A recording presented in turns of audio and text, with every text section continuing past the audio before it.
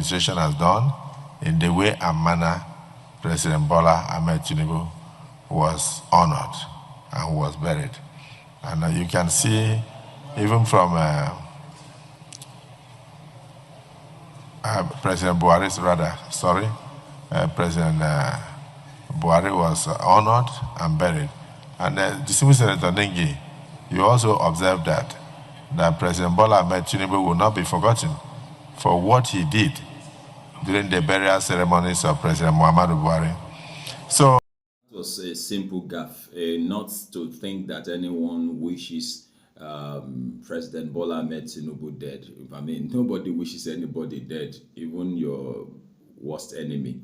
I mean, my worst enemy, if there is any, or if there are enemies of such caliber, then I don't wish anyone dead. And so I believe that that's just a simple gaffe, even though it's coming from the echelon of power.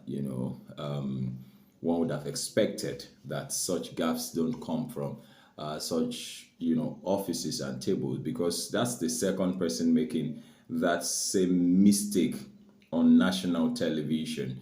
I heard Governor Uzodinma making such statements, also making that mistake. But then that is not to say that anyone should wish anyone dead. I mean, that is, yes, we might be discussing matters that affect our nation, nation building issues, and it might not be one in favor of the current administration in most cases. But then that does not mean that we wish that, President Bola Ahmed Tinubu today is president of Nigeria, but then apart when you put government and office work aside, he is a husband to a woman, he's a father to children, he's a boss to so many workers, he's a mentor to so many mentees, and so on and so forth. So why should I, for instance, now wish him dead just because he's not doing well for us and all of that? The best or the worst that we would expect that would happen is that he should not be in office again.